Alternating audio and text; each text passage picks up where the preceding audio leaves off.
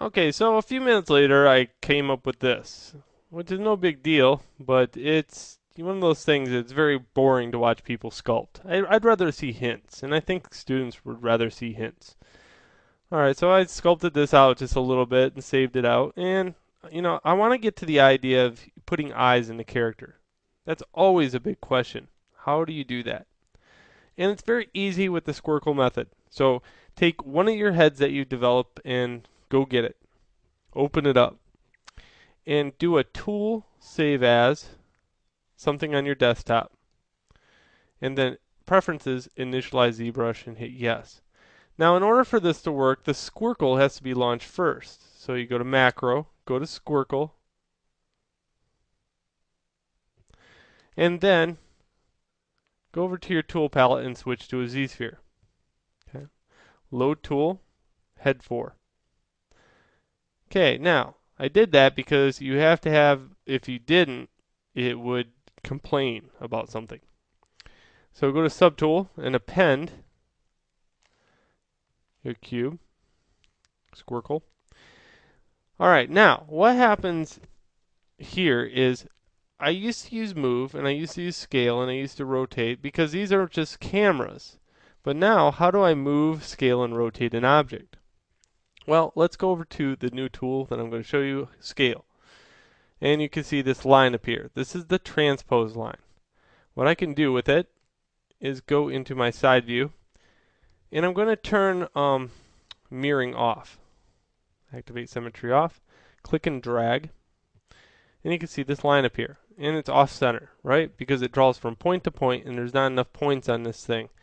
So what I can do here is go to the front view, click and drag the big circle and make it a little more centered. Now inside there's a red circle. The red circle states if I click and drag it, it scales. Okay? Same with move. Move works a little bit differently. If I click on the middle red dot, it moves the object. If I click the outside red dot, it skews the object. Okay, so move's kind of useless when it comes to the outside edges, unless you want to tweak something. Rotate works the same way. Say if I want to rotate this object, if I want to rotate it on center, I can rotate it on center of the transpose line by clicking and dragging on the red one in the middle. And this one allows me to rotate this way. So it gets kind of confusing sometimes, but not too bad. Let's just kind of move it into position. And I want to move it into this position. And you notice the transpose line has nothing to do with where the object is. Transpose line way over here, object over here. Okay, I'm just going to give it a few more polygons. So I have to go back to draw before I can hit divide. Go back to move.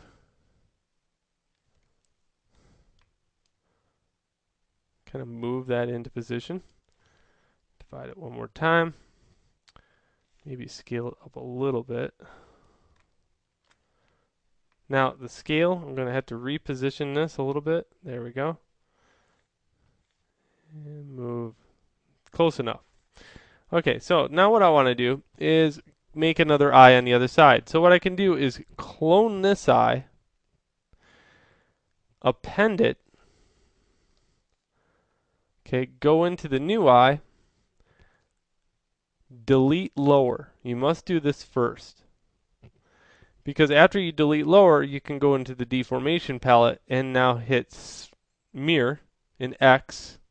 These are, make sure the X is here. Notice I can turn these on and off by clicking on them. And there we go. I got two eyes. A little bit far apart, but you get the idea. Okay, now those are subtools, which means I can always go back to those objects and move, rotate, and scale using the top move. Anytime I move, rotate, and scale here, they're going to rotate with the object.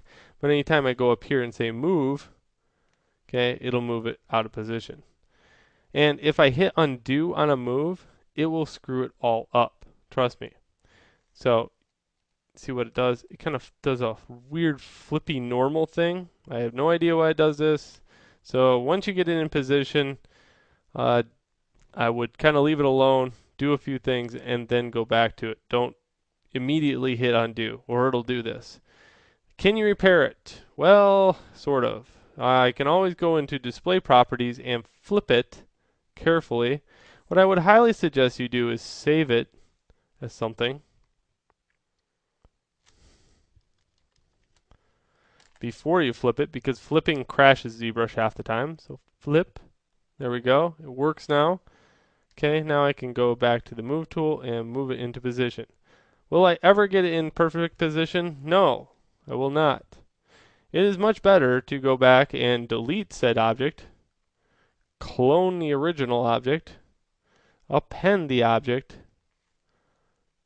go back to it, make sure you delete all subdivides, and mirror it, just like that.